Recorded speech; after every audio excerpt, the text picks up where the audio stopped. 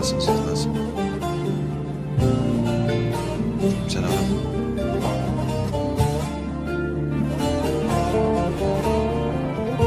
Gül sen. Çünkü şey olacak benim için. Güneş gibi bakıyorsun işte.